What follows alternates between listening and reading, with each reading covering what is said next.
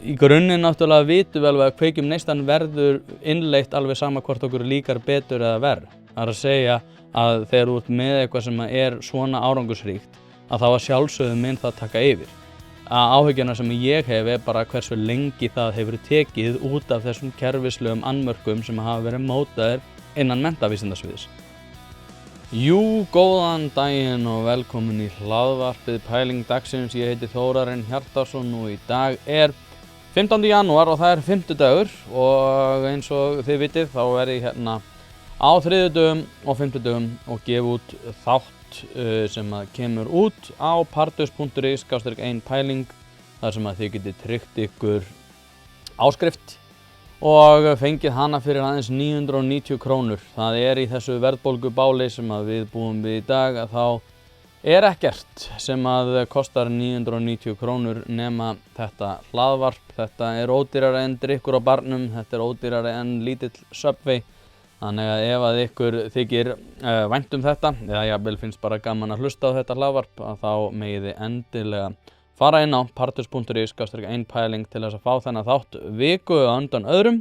Þannig að þeir sem eru ekki með áskrift eru náttúrulega ekki með á nótunum, en að sjálfsögðu þá fáið þið líka þessa þætti án auglýsinga. Einnig vil ég hvetja ykkur til að gera subscribe á þessa rás, haka í það ef þið eruð að hlusta á þetta á YouTube, en einnig er hægt að fara inn á Facebookarsíðu hlaðvarpsins og gera þar follow og einnig fara inn á einpæling umræður, en það er svona lokaður hópur þar sem að ég birti flesta sem að ég geri og reyni að halda því uppi. Einnig er hægt að náttúrulega senda spurningar þar, en ég birti þar viðmælendur sem eru svona, já, sem ég tel að fólk vilji koma spurningum á og þið getið sem sagt komið þeim áleiðis með því að vera þar inni.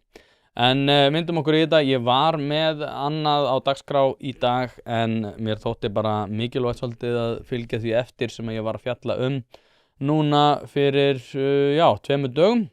Þar sem við ræddum á þriðjudaginn sem sagt áform Ingu Sæland það að keyra í gegn kveikjum neistan, koma af laggirnar og leggja af í rauninni skóla og aðgreiningar sem allir vita að virkar ekki.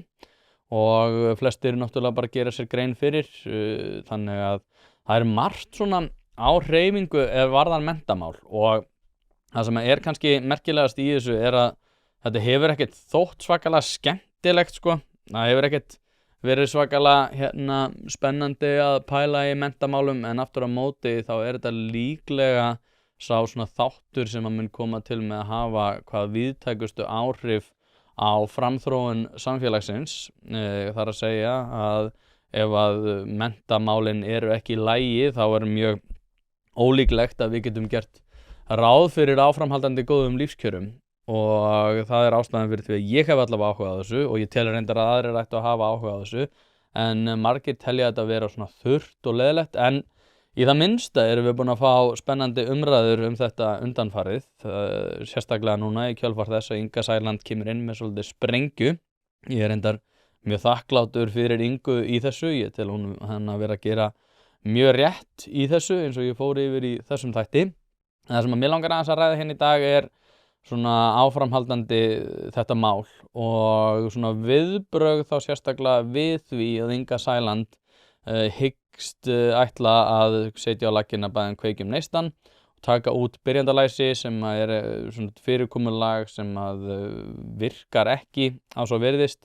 Þú ekki að fullyrða það, en eftir því sem að ég hef best veit að þá er þetta eitthvað kerfi sem var sett á laggirnar þegar allir aðrir voru að hætta með það, sem er náttúrulega eitthvað sem er mjög einkennandi fyrir íslenska stjórnsýslu, að ef að eitthvað virkar eða ekki einhvers staðar þá hugsaum við, ég geti kannski prófað þetta. En sem sagt, Inga Sæland ætlar að keyra þetta í gegn og uppvarð svona, og úrvarð segi ég, umræða þetta á skólaþróunarspjallinu og víðar þar sem að kennarar sem að eru svona í ákveðinni framvarðasveit. Það er rosalega erfitt að meta þetta því að þegar ég tala við kennara þá eru þeir í mjög mörgum tilfellum mjög hlynntir því að farið sé í einhvers konar átak og í rauninni kerfisbreytingu, En hins vegar þá svona þegar maður sér þessa framvarðasveit sem að oft á tíðum til dæmis prófessorar á menntavísindasviði eða eru í einhverjar svona, ætla ekki að segja menntaelítu, en í ákveðinni kreðsu sem maður hefur verið að láta menntamál sig varða, að þá rosalega mikil tortryggni gagnvart hvers kyns breytingum. Samt sem áður sagt sko að það sé tilbúið til þess að fara í ákveðna breytingar, en að það séu ekki þær breytingar sem að hafa virkað annars staðar. Og þá oft sko borið fyrir sig að það skorti rannsóknir og það sem að mig langar svolítið að fara og að hafa svolítið svona rauðan þráð í þessum umræðum hérna í dag nákvæmlega þetta orðatiltæki að það skorti rannsóknir, út af því að það sem hefur náttúrulega verið að gerast í akademíun, og þetta ekki einskorðað við menntavísindasvið, að ef að eitthvað ekki fyrir hendi en fólk tekur eftir augljóslegum samfélagslegum breytingum eða augljósum árangri á tilteknum sviðum og augljóslegum vanköndum ákveðnum sviðum, að þá ekki hægt að slá neinu föstu út af því að það skortir rannsóknir. Nú ætla ég ekki að segja að það sé ekki stundum staðan. Stundum það aðrir áhrifaþættir sem hafa áhrif á stöðu mála, aðrir áhrifaþættir sem hafa svona þriðja breyta, þar að segja, einhver svona breyta sem að við teljum að ætti ekki að hafa áhrif á tiltekin svið og ætti ekki að hafa áhrif á stöðu mála, en gerir það þegar betur að gáð, eins og ég segi, með rannsóknum. En hins vegar að þá finnst mér að við ættum alveg að geta horft á það til dæmis að þegar eins og bara með útlendingamál öryggi minna á Íslandi í dag heldur en var fyrir ekki svo mörgum árum. Já, það augljóst. Það eru allir sem að benda á það, hvort sem þú talar við félagsráðgjafa, hvort sem þú talar við fangelsismála, fólk, eða að segja fangaverði eða annað, að þá það bara augljóslega eitthvað sem fyrir hendi. Ef þú talar við lögregluna, ef þú talar við alla sem að horfa bara í kringum sig þegar þeir eru í miðbæ Reykjavíkur, þá það augljóslega staðan. En oft á tíðum þá svona, nei, það skortir rannsóknir, og ég svona, þurfum við rannsóknir í það?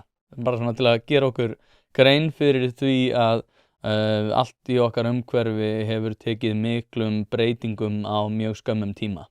Auðvitað högt á rannsóknum. Rannsóknir taka langan tíma, rannsóknir þarf að vera yfir ákveðið tímabil, það þarf að taka út ákveðina þætti, það þarf að hreinsa gögn og fleira. En hins vegar að þá má sko öll samfélagsumræða ekki bara byggjast á því að allt sem varðar okkar samfélag geti ekki tekið hröðum breytingum og að þurfi ekki að bregðast við því. Út af því að það sem náttúrulega búið að gera sérstaklega í þessum menntamálum að menntavísindasvið hefur náð ákveðinu dagskrárvaldi varðar það hvernig megi ræða yfir höfuð skólamál. Og þá alltaf sagt til dæmis Kveikjum neistann. Ég búinn að vera að pæla í þessum málum frá 2021 og núna bráðum 5 ár.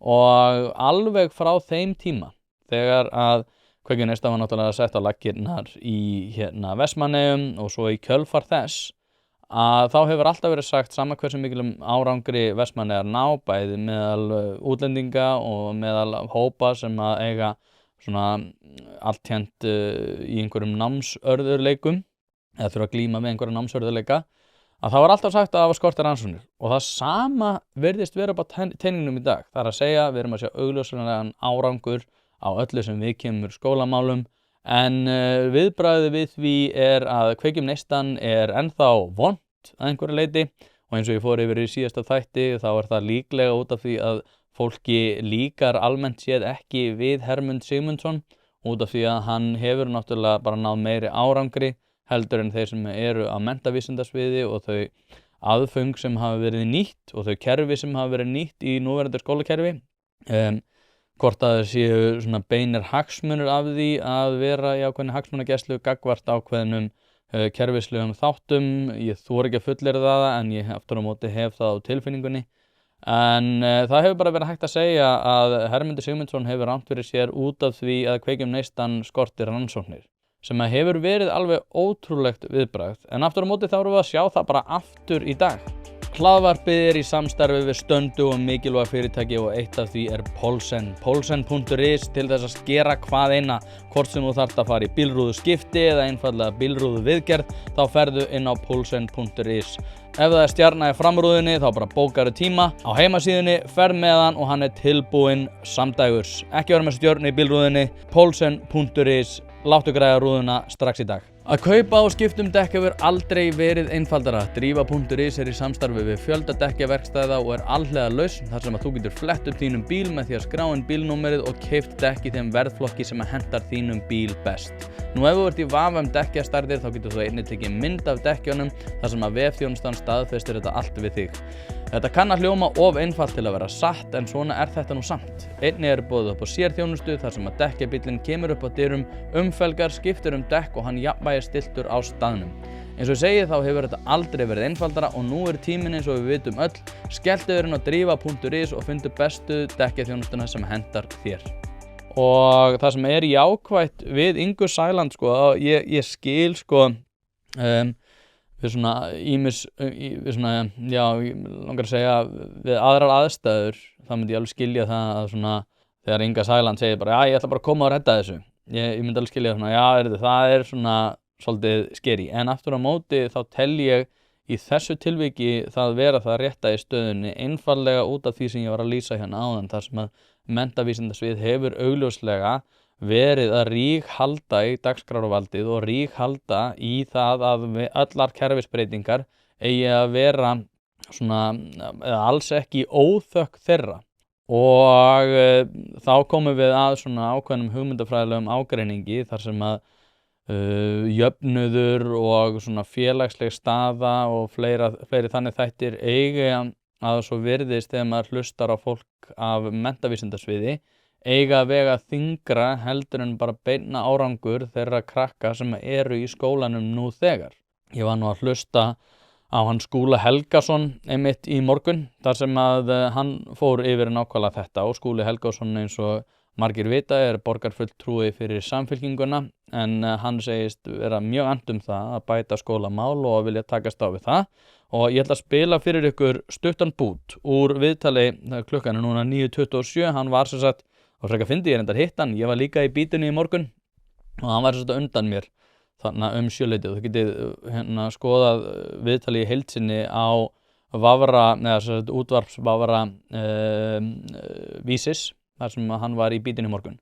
En ég ætla að spila fyrir ykkur stuttan bút úr þessu viðtali þar sem að hann var að fara yfir þessi mál. Það stórt mál sem að svona margir nýútskrifaði kennarar tala að þeir hefðu vilja fá betri leiðsögn í sínu námi en þurfa svo að sækja sér kannski í símenntun seinna meir eftir að þeir eru komnir til starfa.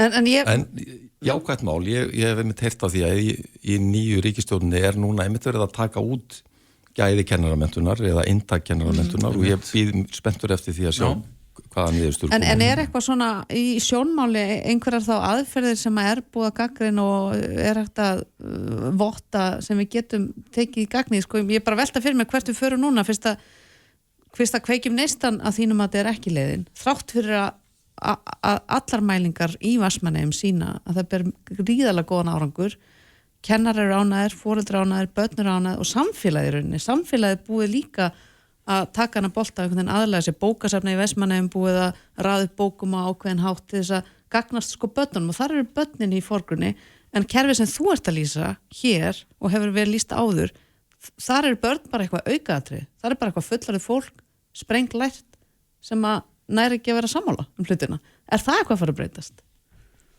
Já, ég held bara þetta á gróft hjá mér að segja þetta svona? Já, ég held að þetta sé bara mjög gott. Já, ég held varandi kveikju neistan að lausnin ekki svo að við förum að slást það hvort kveikju neistan sé góð aðferð ekki og ég ætla ekki að fara þangað en ég held að það sem flott að þar samfélagið á bakvið þessa tilteknu aðferð þetta tilraunaverkefni að vera að prófa þetta þarna og ég held að við höfum ekki að íta kveikjum neistan út af borðinu við freka bara að fara og rannsaka það vera það saman við aðra fyrir að skoða hvor að skila betri ánangri. Ég held að það sé leiðin fram á í þessu en að því þú spyrðum aðrar aðferðir ég með grein á Vísi sem var að birtast bara núna í morgun það sem ég að fjalla þessar hluti og ég nefni þar sem dæmi félagakennslu. Ég nefna sem dæmi að því það bæði til ný doktorsritgerð Auðar Soffíu Björgvinsdóttur þar sem að hún með að bera saman félagakennslu við aðra aðferð sem hefur mikið verið í umræðinu og þar kemur fram að hún skila marktækt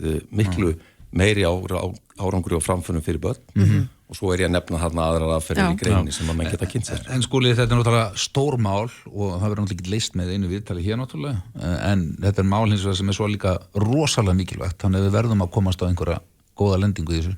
Við verðum að gera það og við þurfum að muna líka við náum mestum árangri ef að við tölum vel saman, ef að þið nefndu forma kennarasambandsins og langan fund með ráðherra í gær, það bara mjög gott skref. Kennarasambandið, skólarnir, pólitíkin, foreldrar þurfa allir að toga í sömu átt og ef við gerum það, þá erum við komin á betri stað, þannig ég mæli með því.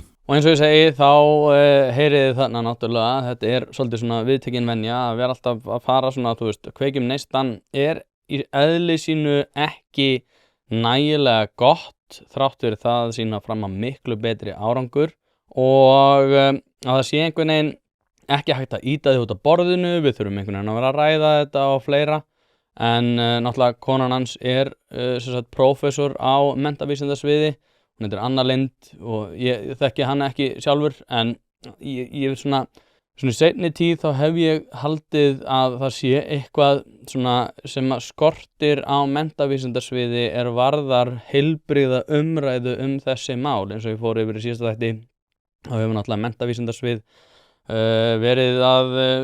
verið mjög svona tortryggið ætli sé ekki svona orðið sem ég myndi lýsa þessu sem svona lægsta samnefnara gagnvart Hermundi Sigmundsinni og þrátt fyrir það eins og ég fór yfir í síðasta þætti alls þar sem hann hefur fengið að skipta sér að málum þar hafa hlutirnir orðið betri en það eitthvað sérkennilegt í gangi á menntavísindasvið og eins og Skúli Helgason náttúrulega örugglega smitaður af þeirri umræðu en ég ætla ekki að segja það engin óheilindi að sjálfsögðu en hins vegar held ég að sé ákveðin bara takmörkun á heilbrigðum samræðum innan menntavísindasvið sem hefur áhrif. Það hugmyndafræðilegs eðlis tel ég held að sé hugmyndafræðilegs eðlis varðar það hvernig fólk bara horfir ofta á heiminn að félagslegur ójöfnuður og að koma til móts við ákveðna hópa sé einhvern veginn það sem ætti að vera í forgrunni frekar heldur en árangur einstakra nemenda óháð öllum öðrum þáttum, þar að segja að við séum að taka hvern og einn einstakling með þau vitsmunalegu aðföng sem að hann hefur úr að moða og að hann nái að hámarka þau óháð öllum annmörkum. En í svona gegnum tíðina þá hefur manni heyrst allavega því sem maður hefur séð frá þeim sem að vinna menntavísindasviði að það sem að sé og eigi að vera í forgrunni sé þessi svona að félagslega staða og félagslega jöfnur og allir einhvern veginn komi eins út óháð stöðu. Þetta náttúrulega bara hugmyndafræðilegs eðlis og eitthvað sem maður þarf að pæla mikið í. Sko, hann talar félagakennslu sem eitthvað sem Auður Soffía Björgvinsdóttir á menntavísindasviði Háskóla Íslands áhrif svo kallar PALS félagakennslu lestrarfærni. Ég þekki þetta ekki alveg en ég ætla að lesa aðeins úr þessum pistli sem að Skúli nefnir þar sem hann einmitt að fara yfir þessi mál og hann segir byggjum á vönduðum rannsóknum, ég vil leggja mitt á mörkum til umræðu kennsluaðferðir. Mín sýn sú að það geti ráðið miklu námsárangur og menntun barna í grunnskólum að kennarar nýti í auknum mæli kennsluaðferðir sem studdar af vönduðum rannsóknum. Við erum alltaf komin í þetta með rannsóknunar og ég ætla að fara aðeins betur yfir það líka og eftir svona hvaða áhrif það kemur til með að hafa. Svokallar gagnreyndar aðferðir. Til að aðferð teljist gagnreynd þurfa endurteknar samanburðarrannsóknir að hafa sýnt jákvæð áhrif af kennsluaðferðinni umfram aðrar aðferðir sem náttúrulega sem kveikjum neistar búin að gera alls staðar það sem það hefur verið prófað en það byggir það á finnsku aðferðinni þar sem að skólar einfaldlega frægir fyrir það að sína fram á góðan árangur. En hann heldur áfram. Góðu heilli höfum við aðgang á miklum sjóði vandaðra og innlendra og erlendra rannsókna sem hafa sýnt hvaða kennsluaðferðir eru gagnreyndar. Það að segja að það þarf að vera fyrirliggjandi gögn, þetta svolítið skrýndi orðalag sko. Þær getum við og eigum að nýta mun meira og markvissar í skólum til að bæta námsárangur. Og þannig komum við sko inn á þennan punkt sko, ég meina við erum með augljósar staðreyndir, þetta eins og segja, þetta svona reynsluspeki til móts við rannsóknir. Af hverju þarf ég rannsóknir til að gera mig grein fyrir því að kveikjum neistan sýnir fram að betri árangur að öllu leyti? og af hverju þá bara jafnvel að prófa bara, prófum þetta bara í 10 öðrum skólum, sjáum hvað gerist. En það þetta viðbragð sko að Kveikjum neistan sé í eðli sínu neikvætt og ég meina í grunninn náttúrulega vitum við alveg að Kveikjum neistan verður innleitt alveg sama hvort okkur líkar betur eða verð. Það að segja að þegar þú ert með eitthvað sem er svona árangursríkt að þá að sjálfsögðu mun það taka yfir. Áhyggjuna sem ég hef bara hversu lengi það hefur tekið út af þessum kerfislegum annmörkum sem hafa verið mótaðir innan menntavísindasviðs. En þú veist, á einhverju tímapunkti munu foreldrar bara segja, heyrðu, ég verðum með kerfi hérna sem bara augljóslega virkar, af hverju eru þið ekki bara að keyra á því? Og skriðþungin af því hvað reynist miklu betra heldur en annað miklu þyngri heldur en nokkuð tíman einhver svona hugmyndafræðileg svona rannsóknarvinna og annað og því að ef eitthvað virkar að það bara getur ekki komið í veg fyrir það að það muni vera tekið upp sama hversu lengi það verður þó svo að það hafi náttúrulega tekið allt langa tíma og hann í Skúli í niðurlagi þessar greinar þá skrifar hann sem millititill nýtum það sem virkar. Niðurstaðan skýr. Föllum ekki í þá gryfju að innleiða í stórum stíl í skólakerfinu aðferðir sem hafa ekki verið rannsakar til hlítar með vönduðum samanburði við aðrar kennsluaðferðir. Þetta alltaf sama stefið. Förum ekki skotgrafir með og á móti tilteknum aðferðum. Sameinumst frekar að nota kennsluaðferðir sem samanburðarrannsóknir hafa staðfest að skila miklu betri árangri. Ekki bara fyrir börnin, heldur líka fyrir kennara, foreldrar og samfélagið heild. Sem náttúrulega eitthvað sem að Kveikjum neistan tikkar allt í, það að segja þetta búið betra fyrir samfélagið, fyrir börnin, fyrir kennara og skólakerfið heild. Leggjum okkur fram að ná samstöðu ríkis og sveitafélaga, kennara og annars fagsfólks skóla, auk foreldra að nýta betur rannsóknir í skólum við val á kennsluaðferðum því að þá mun betri námsárangur fylgja hratt í kjölfarið. Árangur næst þegar allir leggjast á eitt. Þetta eitt sem að mér mislíkar og það þetta að við getum ekki gert neitt fyrir en allir eru nákvæmlega sammála það sem á að gera. Hérna erum við bara með raunveruleika þar sem að við erum ekki sammála það hvað raunverulega eigi að gera. Hins vegar Inga Sæland með lýðræðislegt umboð að grípa nákvæmlega til þeirra aðgerða sem að hún ætlar að leggjast í. Það skiptir engu máli hvað kerfinu finnst það eða hvort að kerfinu finnst það að allir eigi að vera nákvæmlega sammála nákvæmlega það sem á að gera hverju sinni. Þetta börn eru ekki eign skólakerfisins. Börn eru eign foreldra og foreldrar eiga með lýðræðislegum krafti að geta nákvæmlega ráðist í svona breytingar. Og þetta ákveðið svona stef í almenningsumræðu og eins og ég fór yfir embættismannakerfið í síðasta þætti eða þar síðasta, þar sem ég var nákvæmlega að tala hvernig svona embættismannakerfið til fyrir borgarana en ekki borgarana fyrir embættismannakerfið og ég skil alveg þetta svona viðbragð fólk sem að telur sig hafa miklu betri hugmyndir það hvernig samfélagi að virka. En hins vegar ef þú bara sýnir fram á verri og verri árangur að þá einhvern veginn tapar trú fólks á því að þú sért að gera hið rétta. Og það talað þessar rannsóknir, það talað menntavísindasvið, það talað kennara og það talað kennaranámið. Og kennaranámið náttúrulega, eins og segi, á menntavísindasvið að sjálfsögðu og þar hef ég persónulega líka ákveðnar áhyggjur út af því að hafandi talað við þá sem að hafa farið í til dæmis kennaranám, það hefur verið talað það að séu miklar áhyggjur af því að karlmenn séu ekki að sækjast mikið í það og ég tel að það sé út af hugmyndafræðilegri slagsíðu sem að byggir á mikilli vinstri mennsku sem byggir á því að fólk eigi að vera á ákveðnum skoðunum ákveðin mál hvort sem að það Gaza eða hvað sem að þá augljós slagsíða innan menntavísindasviðs en líka innan kennara námsins og þetta eitthvað sem að ég hef reyndar bara heyrt frá þeim karlmönnum sem að hafa sótt sér nám að þeir hafa gefist upp á náminu einfallega út af því að þeim leið ekki vel sem karlmönnum þannig náttúrulega farið yfir þessa kynjafræði vinkla það að hvíti karlmaðurinn sé einhvern veginn endir og upphaf alls ills og að þeir séu einhvern veginn að viðhalda feðraveldiskerfinu og tvíhyggjukerfinu og þið vitið öll þessi dellu orðanáttúrulega sem yfirfært yfir á íslenska raunveruleika en heldur einhver vatni. Og þetta eitthvað sem ég held að sé líka þáttur í því af hverju gengur illa. Ég held að gangi illa út af því að það eru bara ákveðnum aðilum sem að líður vel í því umhverfi sem að mennta vísindasvið og kennslunámið og það kann að vera að einhverjum þykir óþægilegt að viðurkenna það, en bæði með stelpur og stráka, þeir sem hafa klárað kennaranám og aðrir, þeir hafa lýst í þessu nákvæmlega fyrir mér, að það sé einhvern veginn talið ómögulegt ef þú ert af ákveðnum skoðunum og það talið ómögulegt að þú sért ákveðnu kyni náttúrulega sjálfsögðu og að það sé bara áþreifanlegt. Þetta því náttúrulega aldrei viðurkennt og það sé einmitt sagt að neini, það sko helsti baggi á íslenskum karlmönnum einmitt feðraveldi út af því að þeir geti ekki verið á tiltekið mat og þeir þekki alla þessa rullu.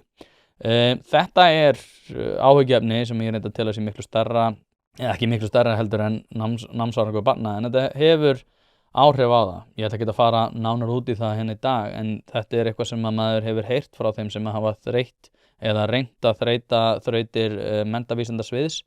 Ég held að þetta sé ekkert svakalega flókið nám, en aftur á móti að þegar að ákveðnum hópum líður ekki vel innan veggja þess að þá örugglega líklegt að nákvæmlega þeir einstaklingar sem ættu að vera að skila sér í kennaranámið skili sér ekki. Þetta náttúrulega þekkist líka innan menntavísinda Bandaríkjanna og í Bretlandi og annars staðar þar sem að, ég man ekki prósentöluna, bara einhverju 20% eru í einhverjum hliðarstörfum sem aktivistar og þá aktivistar einmitt fyrir einhvern svona tiltekinn réttrúnaðar málstað og það náttúrulega kennt að við eigum að vera að einblína það að börnin hafi áhyggjur af loftslagsbreytingum og að heimurinn sé að farast og að við ætlum náttúrulega eða 20% af okkar skólatíma í það að fara á Austurvöll og öskra át í tómið yfir því að heimurinn sé að farast og svo bara skiljum við ekki af hverju það kvíði. Kvíði orðið eitthvað svona hugtak sem sjálfstætt áhyggjuefni en við erum alltaf að pæla í því hvernig við getum samt sem áður aukið hann. Ég var að horfa bara núna á auglýsingu, ég kannski bara spila hana fyrir ykkur núna, ég var að horfa á auglýsingu í morgun þar sem ég var einmitt að fara og undirbúa þennan þátt, þar sem ég var að skoða, kveikja á myndbandinu með Skúla Helga og þar var auglýsing frá Ung Virk það að það einhver eldri maður þarna og hann að segja þannig að ég bara að spila þetta fyrir ykkur. Helvítis kvíði. Þegar ég var 19 ára, þá var mitt mesta leyndarmál kvíði. Núna veit ég að það algengasta leyndarmál í heimi.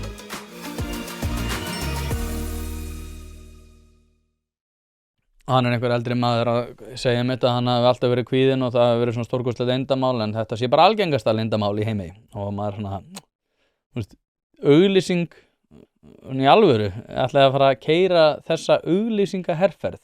Við náttúrulega vitum það að ég man ekki, það var einhver að segja maður við mig að þegar það var farið yfir það að auglýsa svona viðbragð við kulnun og að fólk geti leitað sér til þjónustu að þá bara stórjókst kulnun. En það svo sem annað mál, þetta var smá svona hliðarskref. En þetta hefur alveg með þetta að gera að einhvern veginn, hún alltaf að vera að vorkenna manneskjunni, allir eru fórnarlömb og allir eru einhvern veginn hafa rosalega bátt og allir eru rosalega kvíðnir og eina sem að þau geta gert einhvern veginn að skoða það hvernig kerfi getur komið til móts við það. Þetta samt líka held ég þessi svona slagsíða sem ég var að tala áðan á menntavísindasviði sem að hefur að gera með þessi mál. Ég held að við séum miklu frekar að einbeita okkur að því að svona skoða hvaða krakkar í skólunum eru með kvíða frekar heldur en að kenna að keyra í gegnum skaflinn og að reyna að takast á við mismunandi aðstæður. En einbeitum okkur aðeins áfram að þessum þáttum sem eru með menntavísindasvið og aðrir. Það var líka Kastljós í gær. Þar var hann Ragnar Þór, Magnús Þór hjá Kennarasambandi Íslands og Amalía Björnsdóttir sem einmitt prófessor á menntavísindasviði.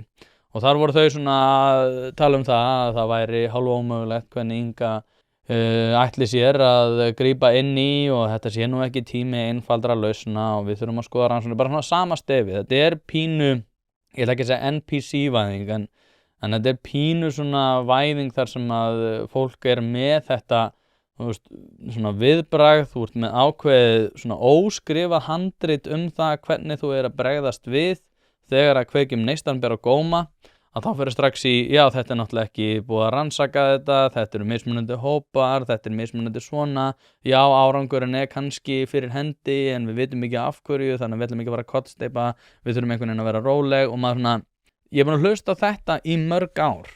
Af hverju þið þá ekki búin að vera að rannsaka þetta? Af hverju ekki einhver gögn þetta? Af hverju svona augljóst að þetta betra kerfi miðað við þann raunveruleika sem við búum við? Hlaðvarp í samstarfi við Happy Hydrate. Steinefni orðin mikilvægur þáttur í mínu lífi og ég ekki einu svona grínast, ég að nota þessar vörur í alvörinu. Það ástæða fyrir því að þessir kassar hérna tómir. Nýjungarnar og framþróunin hjá Happy Hydrate hreint út sagt frábær. Kreatín samhliða steinefnunum, eitthvað sem að þeir bjóða upp á og ég nota að staðaldri. Eftir að ég byrjaði að nota þessar frábæru vörur að þá líður mér einfaldlega betri. Ég kem meiri verk og dagurinn verður betri. Dagskammtur af nauðsynlegu vítamínum, engin gervisykur og þú færð þetta í rauninni hvar sem að þú verslar. Þú verður ekki fyrir vonbrigðum ef þú prófar þetta og ég mæli með að þú gerir það strax í dag. Hlaðvarpið í samstarfi við fyrirtæki sem veita úrvalsþjónustu og eitt af þeim alvöru bón. Við skulum bara vera hreinskilin, ef þér þykir vænt bíliðin þá læturðu gera þetta almennilega og það nákvæmlega sem alvöru bón gerir. Fer með bíliðin, hvort sem það eru alþrif, djúphreinsun, mössun eða hvað eina, þá skellur þér á alvöru bón og lætur degra við bíliðin. Farðu inn á vefsíðuna og tryggðu þér 10 tíma klippikort, þá þarftu bara ekkert að vera að pæla í þessu. Alvöru bón, kíkið á þetta, þið verðið ekki fyrir vonbrigðum. Rannsóknir eiga að skoða hvaða áhrifaþættir það eru sem að hafa þau áhrif að tiltekin, áhrif eða tiltekni þættir hafa betri áhrif eða þannig og skoða hvaða breytur það. Þá ekki að vera að segja, heyrðu, þetta bara ómögulegt og ég ætla að finna út af hverju. Það ekki haldbær rök fyrir því sem við þurfum að vera að gera. Ég ætla að spila fyrir ykkur stuttan bút, ég með 2 búta og ég ætla að spila fyrir ykkur fyrri bútin og svo ræðum við hana aðeins. Sjáum líka að PISA nemendur á Íslandi eru mjög ánægðir með skólann. Þeir eru ánægðir með kennarana og það mjög margt gott í gangi.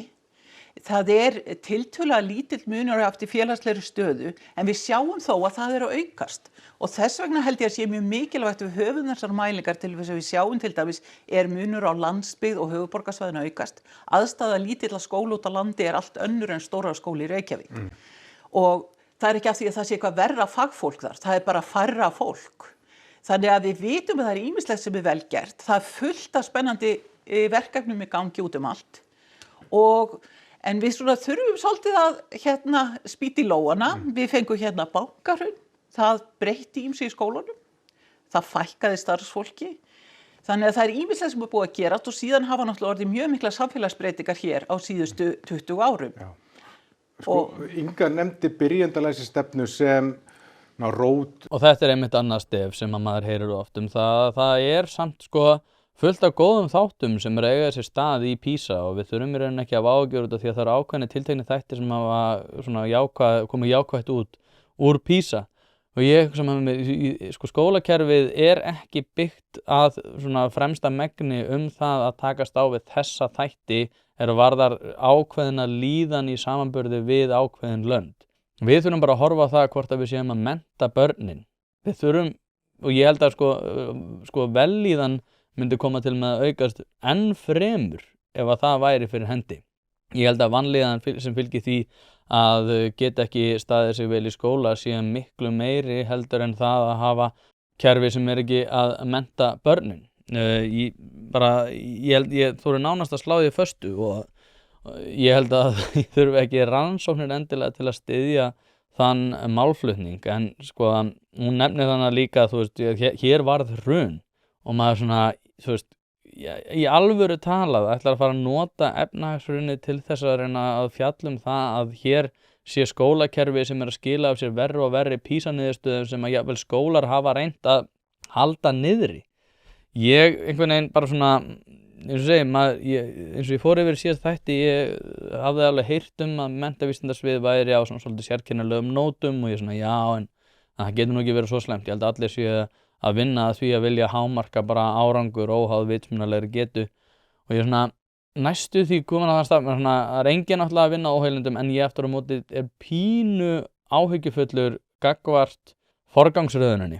Ég held að forgangsröðunin eigi einmitt ekki að vera að þegar að þú ert að skila af þér verri og verri árangri að þú getur komið og sagt, heyrðu, nei, þú þarft ekki að áhyggjur af þessu út af því að það eru ákveðnir þættir sem mér er reyndar ekki borgað fyrir að hafa í lagi, sem að eru í lagi eða eru svona að standa í stað, en ég er aftur á móti að skila að mér miklu verri árangur varðar menntunina sjálfa. Ég vil bara hafa menntunina í lagi og ég held að vellíðan komi líka í kjölfarið.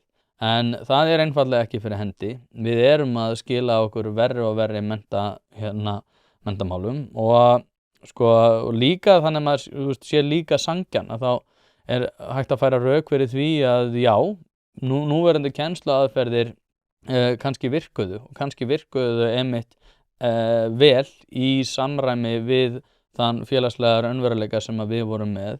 Aftur á móti gerir það ekki í dag. Hins vegar gerir Kveikjum neistan það. Kveikjum neistan hefur sýnt fram á þann árangur og þá getum við alveg bara verið bara svolítið heil gagnvart sjálfum okkur og sagt já, gamla skólakerfi virkaði en nú erum við komið með nýjan félagslegan raunveruleika þar sem að Kveikjum neistan er að sýna fram á miklu betri árangur.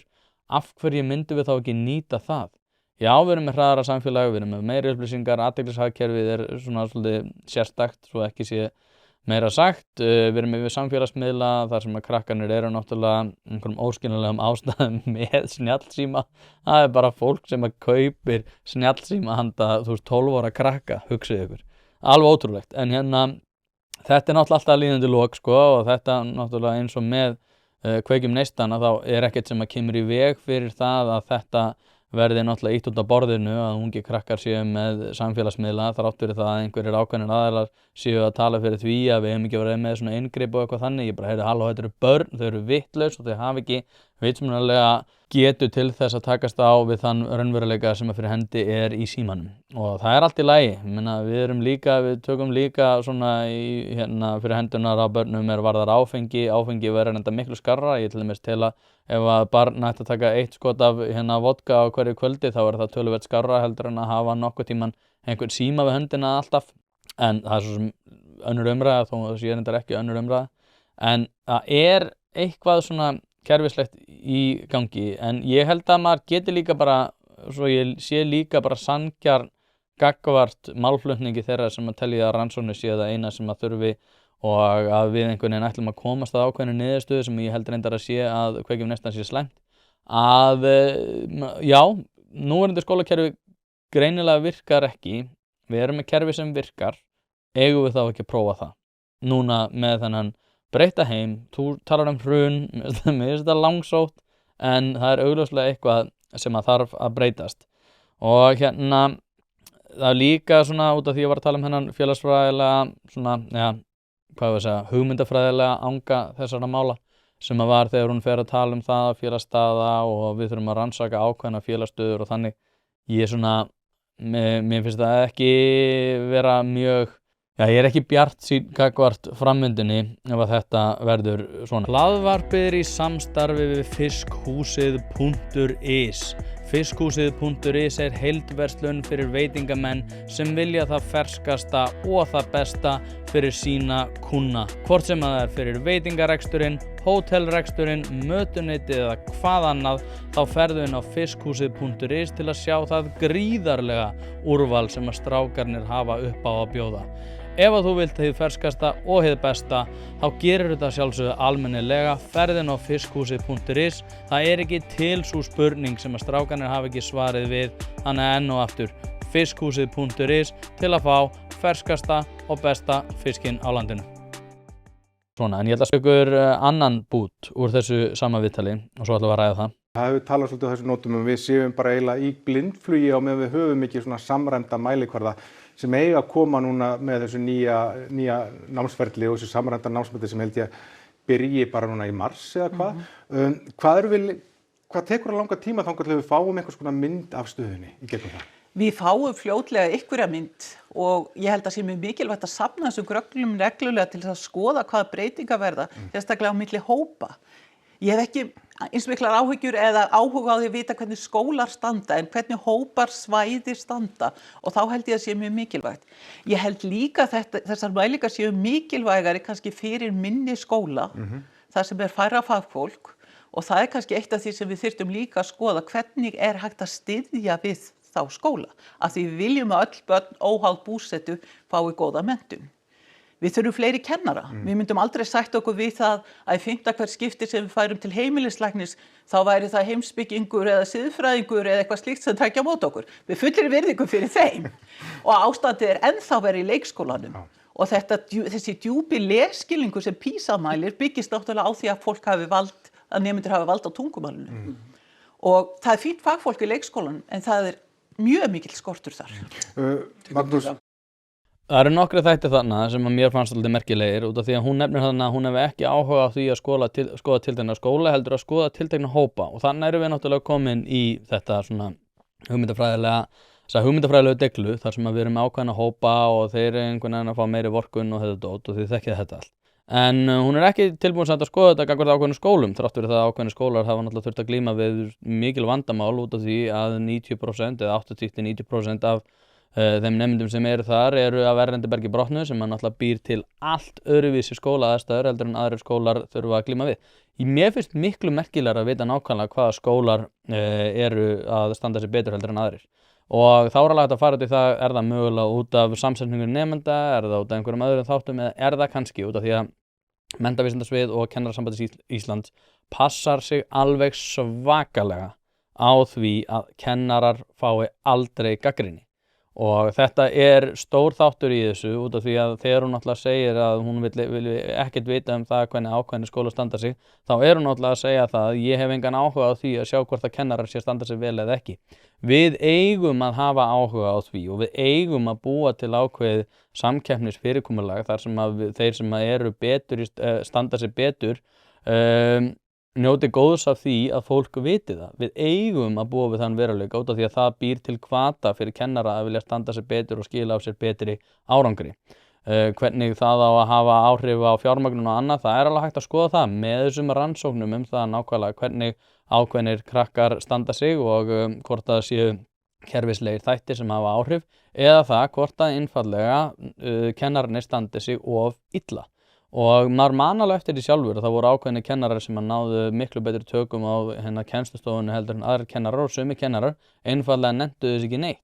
Og við eigum að geta vita það hvaða kennarar það eru sem að eru ekki að nenna að sinna sinni vinnu. Og það því að við vitum alveg að það fyrir hendi og maður man eftir þessu sjálfur allt frá því að maður var í grunnskóla, allt frá því upp í gagnfræðaskóla og svo upp í menntaskóla. Maður man alveg eftir því og við eigum alveg sem skattgreiðendur eigum við líka að eiga að geta gert kröfu á það að vita nákvæmlega hvernig ákveðnir kennarar að standa sig í samræmi við aðra.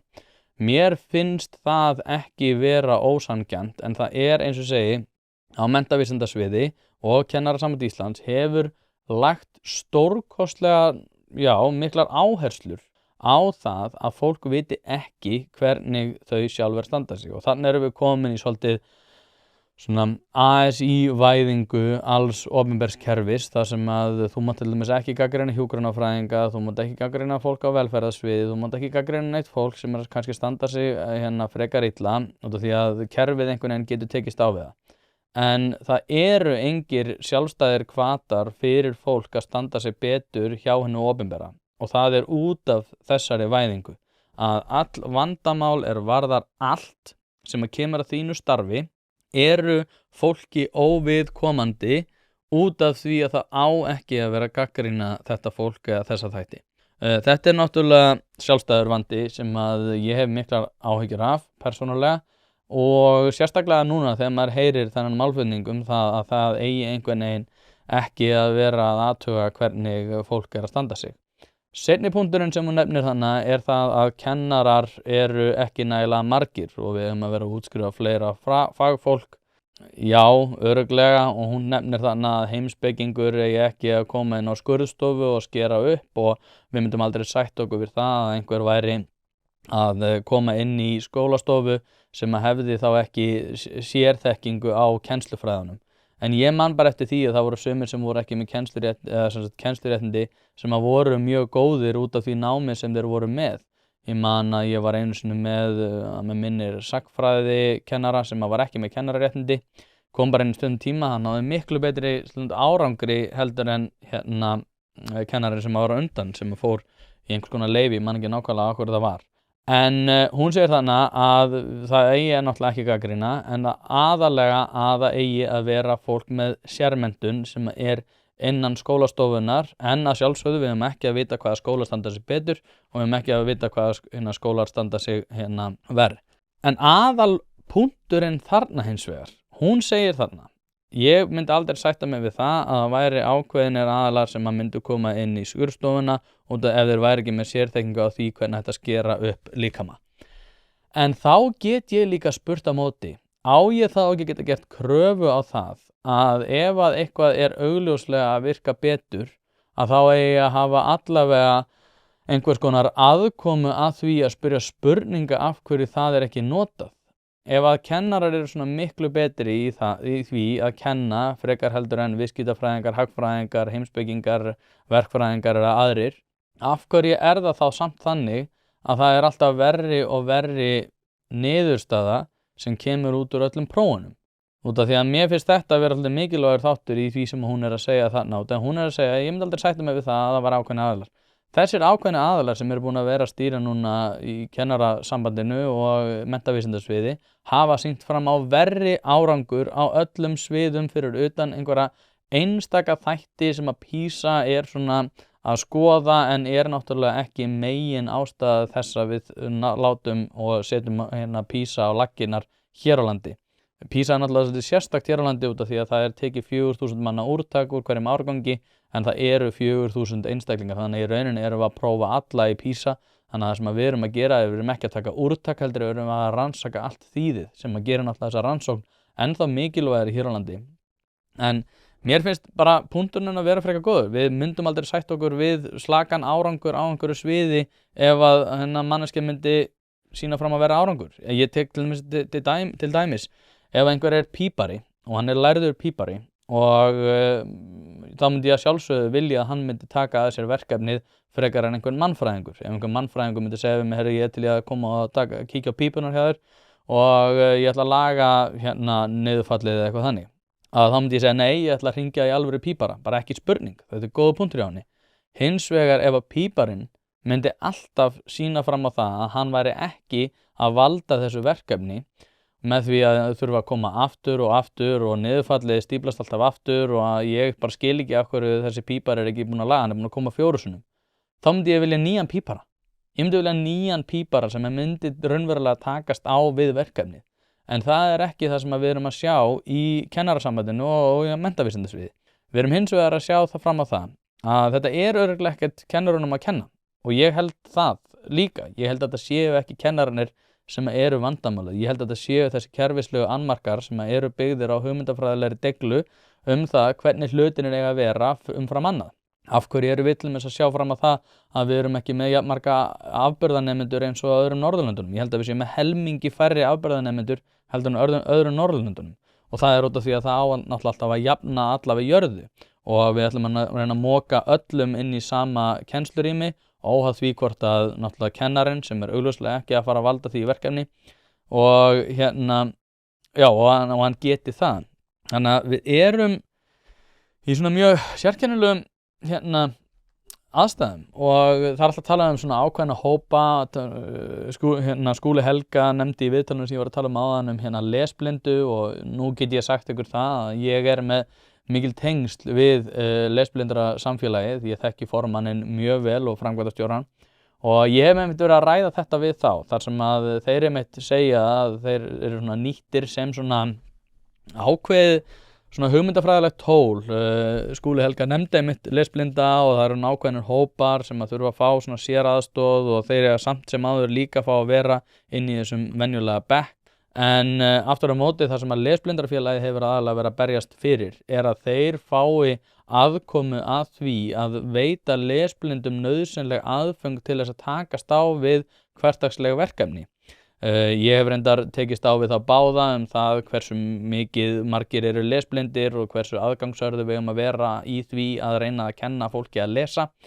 Það svo sem önnur degla, en ég ekki að fara að hlusta á það að fólk sem innan menntavísindasviðs hafi verið eitthvað stórkostlega spennt fyrir því að reyna að hlusta á áhyggjur lesblindra. Það ekki mín upplifun og ég held að sé ekki heldur upplifun þeirra út af því að stjórnkerfið og embættismannakerfið og menntavísindasvið og aðrir eru í rauninni búin að vera svona slengja þessum svona hugtökum fram alls konar minnihlutahópa og alls konar fólk sem að þarf að tekast á við einhverjar taugaraskanir eða annað, en ég aftur á móti bara geri mig grein fyrir því að það ekki það sem að þetta snýst heldur hefur þetta verið fólk sem að verja eigin stöðu og eigið kerfi sem að hefur ekki sýnt fram á sama árangur. Hlaðvarpið í samstarfi við heitirpottar.is, hvort sem þið vantar saltvatnspott, hitaveitupott, kaldan pott, sánuklefa eða hvað eina í heita pottinn, þá ferð þú inn á heitirpottar.is og lætur græja þig. Þjónusta og uppsetningum all land og nú jafnvel hægt að fá sér smíðaðan sánuklefa, þar sem að þú færð sánuna nákvæmlega eins og þú vilt hafa hana. Það ekki hægt að setja verðmið á heilsuna eða samverustund með fjölskyldunni og því mikilvægt að huga að báðu og það nákvæmlega það sem að heitirpottar.is auðvelda þér að gera. Hvort sem þú ert að endurnýja gamla pottinn eða gera þetta frá grunni, þá getur þú sendt skilaboð á netinu eða bara einfaldlega kíkt í verslunina að Fossalsi 13 en þar opið alla virka daga milli 10 og 17 og á laugardögum milli 10 og 14. Ekki drolla við þetta, þú veist að þið langar í heitan pott og sánu heimtíðin, heitirpottar.is græja þetta fyrir þig. Og ég það líka svolítið merkilegt í þessu út af því að fólk alltaf að tala það að hafi rosalega svona áhyggjur af félagslegum ójöfnuð og að þau séu rosalega mikið að spá í því hvort að ákveðnir hópar séu að fá greiðan aðgang að samfélaginu og séu einhvern veginn menntakerfisins að passa på það að ýta hinum niður til þess að reyna að toga hina upp. Þetta náttúrulega bara hugmyndir sem að sumir eru með, að það að helsta markmið fólks að vera að í rauninni að ýta hérna smæstu aðalunum upp, en oft á tíðum þá endar það þannig að þú ert að reyna að tróða niður á hinum og það náttúrulega sem búið að gerast í menntakerfinu. Og ég segi, það fullt af fólki sem að bara viljugt til þess að bæta úr þessu, en hins vegar þegar einhver sýnir fram á árangur og sýnir fram á það að hann geti gert betur, þá það bara sjálfkrafa viðbragð. Nei, við þurfum rannsóknir. Og þá segir maður, ok, ef við þá skoðum einhver rannsóknir, mörg ár líða, Kveikjum neistan stendur sér betur og hvert viðbragðið? Við þurfum að rannsaka þetta betur. Hversu lengi ætlum við að rannsaka þetta? Hversu lengi ætlum við að rannsaka eitthvað sem hefur sýnt fram á miklu betri árangur, alls þar sem við höfum prófað, sem Kveikjum neistan? Af hverju erum við að taka þátt í þessu? Og því að það bara svo lengi sem þú getur sagt við mig að þú ert með einhverja stórkostlega rannsóknir sem í bígerð, en ert svo einhvern veginn bara í svona með einhvern fyrirslátt það að það sé einhverjir ákveðnir þættir sem maður ekki einbeita sér að. Ég get ekkert fullyrt nákvæmlega af hverju þetta ég held að það sé hugmyndafræðilegt og ég held að, ég svona nánast voru að slá því föstu, en ég ætla ekki að gera það. En hérna, ég ætla að lesa það grein í morgun sem að kom út með Ingu Sæland, það sem að hérna stendur að skólarnir eru fyrir börnin en börnin ekki fyrir skólana, sem að nákvæmlega þessi þáttur sem að við erum að pæla í, að kerfið til fyrir börnin en ekki öfugt. Við eigum sem foreldrar ekki að sætta okkur við það að kerfið geti verið að ýta frá sér augljósum betrumbætingum á kostnað barnanna. Það ekki hægt að ýta þessu lengur frá sér. En ég ætla að lesa bara fyrir ykkur í heild sinni þessa grein og hún alveg góð og ég eins og segi, ég hef ekkert verið sérstaklega skemmtileg við Ingu, en hún að gera eitthvað sem að var alveg löngu tímabært og hún skrifar hérna: Foreldrum og öðrum sem fylgjast með skólamálum ljóst að það eitthvað brotið í íslenska menntakerfinu. Það þýðir ekki að það sé allt ómögulegt langt í frá. Sem betur fer gengur flestum börnum vel í grunnskóla landsins og fá þau örvun, stuðning og til að ná góðum þroska og árangri. Alþjóðlega mælingar hafa hins vegar í mörg ár sýnt fram á slæma stöðu allt og margra barna þegar kemur að lestri og lesskilningi, þannig að stór hluti barna á erfitt með að lesa sér til gagns og gamans þegar þau útskrifast úr grunnskóla. Þá virðist pottur líka brotinn þegar kemur að stærðfræðinni. Frá því að ég tók við sem mennta- og barnamálaráð frá því að ég tók við mennta- og barnamálaráðuneytinu síðastliðinn sunnudag hefur mér orðið tíðrætt finnsku leiðina svokölluðu. Margir hafa túlkað það þannig að ég telji að til sé finnsk uppskrift af besta skólanum og ef við förum eftir henni upp á grömm og kíló eins og bakstur var að ræða verði okkur allir vegir færir. Við verðum að horfa til allra leiða, viðurkenna vandann og hafa kjark til þess að takast á við hann. Allt snýst þetta fyrst og fremst velferð barna, framtíð þeirra og velferð. Munum að skólanir eru til fyrir börnin eru ekki til fyrir skólana, kennarana, sveitafélaginu eða menntamálaráðuneytið. Þetta algert grundvallaratriði og ég af góðum vilja að hvetja skólasamfélagið og sveitafélagin sem reka grunnskólana til að skoða málið með mér og ráðuneytinu. Allt í góðu samstarfi við alla sem málið varðar. Þetta snýst að börnin fá að njóta sín til fulls og í skapandi umhverfi sem gefur hverju og einu þeirra færi á að rækta hæfileika sína. Það algert lykilatriði fyrir framtíð barnanna að þau náðu góðu valdi á tungumálinu, geti lesið og skrifa sér til gagns og gamans. Það grundvöllur að öllu öðru námi sem náttúrulega hárrétt. Í samfélagi nútímans mikilvægast að rækta hugmyndaauðgi barna og gefa þeim öruggan stað til að láta ljósið skína. Til þess þurfa þau fyrst og fremst að ná tökum á helsta tæki hvers samfélags hvort sem varða menntun, nýsköpun, samskipti eða lífshamingju. Tungumálinu, það lykillinn að öllu öðru. Ég meina, amen og ég meina, ég held að ég ræddi það nú í síðasta þætti að hvort að Inga sé svona besti þess fallin að gera þetta en ég meina, pínu ég held að þurfi svolítið manneski sem tilbúin svolítið að setja hausinn niður og keyra gegnum skaflinn. Það verður náttúrulega ótrúlega áhugavert að fylgjast með þessu en hún virðist ekki ætla að láta þessar svona bersýnilegu hártoganir og bersýnilegu viðbrögð allra þeirra kerfa sem ég búin að vera að ræða hérna í dag á sig fá sem náttúrulega stórkostlega jákvætt hvort að þetta takist. Ég hef aldrei verið jákvæðari gagnvart þessu eins og ég var að fara yfir áðan þá var náttúrulega, það augljóst að Kveikjum neistan verður tekið upp á mjög mörgum stöðum ef ekki flestum, ef ekki öllum. Hins vegar hefur það náttúrulega tekið miklu lengri tíma heldur en ég bjóst við en ég orðinn mjög bjartsýnn gagnvart þessu einfaldlega út af því að þarna bara komið fólk sem tilbúið til þess að láta að sig kveða, vera ekki að láta svona þá sem hafa ekki sýnt fram á mikinn árangur á sig fá, það að segja málflutning þeirra og svo bara sjáum við til hvort að þetta mun ekki leiða til góðs. Ég allavega tel að svo sé og ég tel að það sé löngu tímabært að við tökum nákvæmlega til hendinni í þessum málum og að það sé ekkert mikilvægara í dag heldur en nákvæmlega þetta. Hlaðvarpið í samstarfi við fyrirtæki sem hafa sett svip sinn á íslenska menningu og eitt þeirra eru Bæjarins bestu pylsur. Ég og þú vitum alveg að þegar við fáum okkur pylsu sem ekki frá Bæjarins bestu og þá vildum við að svo væri. Það segir það í orðinu, þetta eru Bæjarins bestu pylsur. Þið vitið það, ég veit það, skellið þessu hlaðvarpi í eyrun. Farið á næsta sölustað og kaupið ykkur tvíhleypu ásamt einhverju góðu að drekka. Að kaupa eða selja húsnæði ein stærsta ákvörðun lífsins. Þess vegna skiptir máli að hafa ekki bara sölumann heldur ráðgjafa þér við hlið. Hlaðvarpið fjallar mikið húsnæðismál og því það í samstarfi við þá færustu í geiranum hjá fasteignasölunni Pálsson. Pálsson fasteignasala leggur áherslu á persónulega þjónustu, fagmennsku og gagnsæi. Notast við sérstaka ferla sem að tryggja það að bæði kaupendur og seljendur vita upp á hár hvernig að þessu staðið. Allt frá undirbúningi myndatöku til loka sölunar. Boðið upp á fría ráðgjöf og verkfæri eins og eignavakt.is sem sér til þess að þú missir aldrei af réttu eigninni og verðmat.is sem hjálpa þér að taka upplýsta ákvörðun verð.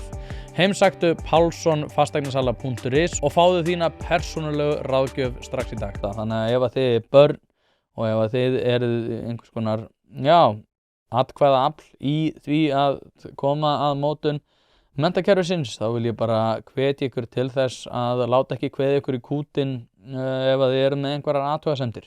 Bara keyri gegnum skaflinn, segið það sem ykkur finnst, segið það sem að þið teljið að sé eitthvað sem að geti orðið til bóta, sem að mínum mati náttúrulega Kveikjum neistan. En það ekki út af því ég elska eitthvað Kveikjum neistan, það bara út af því að ég horfi bara upp á árangur og ég tel að ef að svo tölfræði sem fyrir hendi getur verið yfirfærð yfir á önnur kerfi skólana að þá muni bæði kennurum, foreldrum, nemendum og öllum öðrum líða töluvert betur. Og já, ég bara frekar spenntur fyrir þessu.